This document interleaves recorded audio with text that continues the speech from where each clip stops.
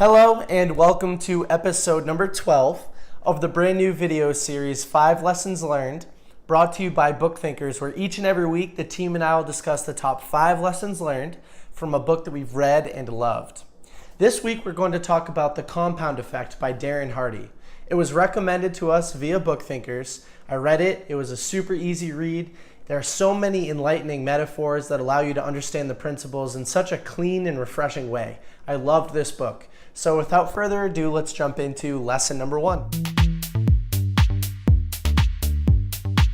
Lesson number 1 is a super fun example of the power of compounding.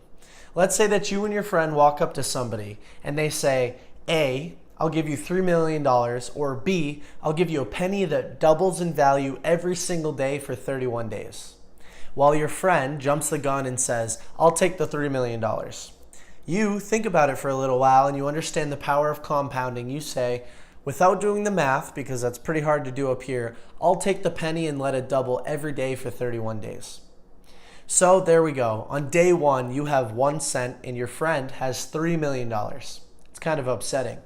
On day 10, you're still frustrated because even though it's compounding every single day, on day 10, you only have $5. Your friend, on the other hand, still has $3 million. On day 20, you're still upset because the penny, even though it's doubling every single day in value, you only have $5,000. That's not a lot compared to the $3 million that your friend has. Well, on day 30, you have $5 million. On day 31, you have $10 million. You walk away with over $7 million more than your friend does because of the simple power of compounding. It's incredible how large an amount of money can become in a very short period of time if it were doubling every single day. So that's the power of the magic compounding penny. It's a great example to show the true definition of compounding and how much power it really does have. Lesson number 2 is that those who understand the power of compounding can take advantage of disproportionate reward. There's a great analogy that the author uses, and it talks about horse racing. The horse that wins by a hair. It wins just by its nose, but it receives 10 times the reward. Did it run 10 times faster? No, of course not. But what it did was consistently take steps in the right direction, an extra lap around the track as compared to everybody else, or a little bit better nutrition. The jockey may have worked it a little bit harder, may have spent more time with the horse. It didn't win by 10 times the distance. It didn't run 10 times faster, and it didn't even work 10 times harder, but it got 10 times the reward. That's because it outworked everybody else, and the same thing goes for entrepreneurship and business in general, sales, marketing. Every form of business can take advantage of compounding. Those who win in the sales room make 1 extra call, not 10 times as many calls as everybody else. Those entrepreneurs who don't go out of business are the ones that worked a late night or an extra weekend day as compared to everybody else who didn't. It's disproportionate though, because everybody else loses and you win once you take advantage of small, consistent steps in the right direction over an extended period of time. Harness the power of compounding and you will receive disproportionate rewards for your efforts. Lesson number 3 is something that I like to call the 1%. The 1% has to do with an example that Darren gives in this book. He says, picture a plane flying from LA to New York City. What happens if it was off by just 1% and it stayed that course the entire way? Well, it would actually end up in either upstate New York near Albany or in Dover, Delaware. Either way, about 150 miles off course. That's crazy. 1% change, you can end up in such a different place. So when somebody says to you, okay, well that goal's impossible, I don't think I can get there. What about a 1% change? And then explain the power of compounding and about how little steps in the right direction over an extended period of time can lead you to a very different place, about 150 miles off course. I can't lose weight. Well, what about changing one thing a day? Oh, I don't think my business can get there. What about changing one little tiny thing a day? Just consistently over a long period of time, you end up in a completely different place than where you thought. It's amazing the power of 1%. So that's a great use or a great example that you can talk about with anybody who doesn't think they can accomplish their goals. Just say 1%, that's all it takes. Lesson number 4 Your mind is like an empty glass. It'll hold anything you put into it. Don't drink dirty water. Well, what is dirty water? Dirty water could be anything considered negative or mindless, something that's not a positive use of your brain.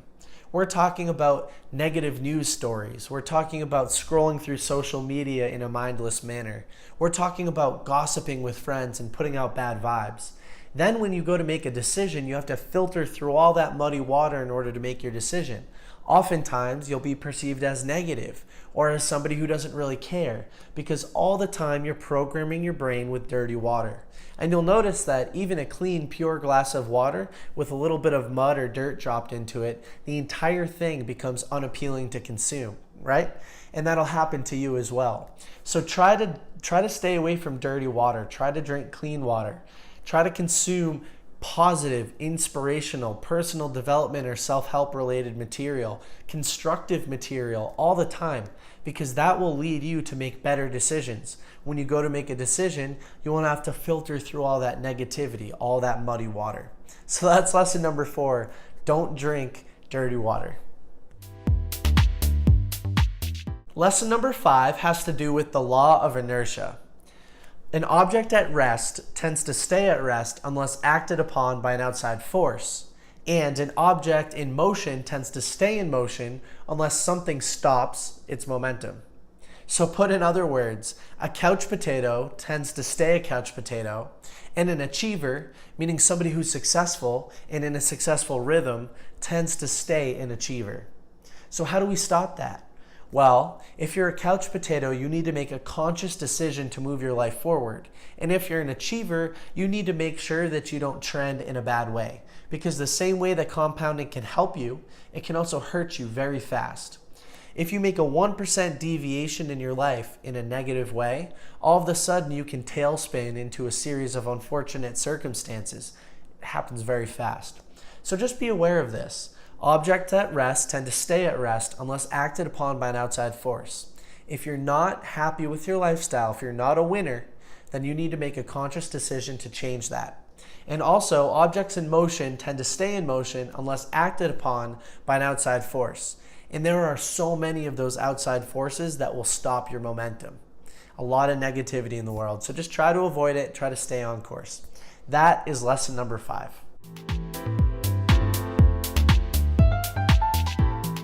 If you've made it this far, thank you so much, and we hope you've enjoyed the top 5 lessons today from The Compound Effect by Darren Hardy. This book has changed so many lives. It has changed my life for the better, and I highly recommend you pick up a copy of it. If you've enjoyed the 5 lessons today, there are probably about 500 more in here. So we will drop a link in the comments section below where you can pick up a copy.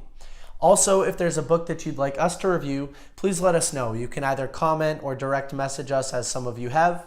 Last but not least, BookThinkers.com is a place where you can connect with us further. We recently came out with a couple new updates, so definitely check it out if you haven't been there in a little while. And then we're also coming out with a mobile application, both iOS and Android, in February or March. Yet to decide on the date. So we're super excited about that. We know hundreds and hundreds of you are on there now using the site actively, so thank you so much. Let us know your feedback, and we hope to speak with you soon.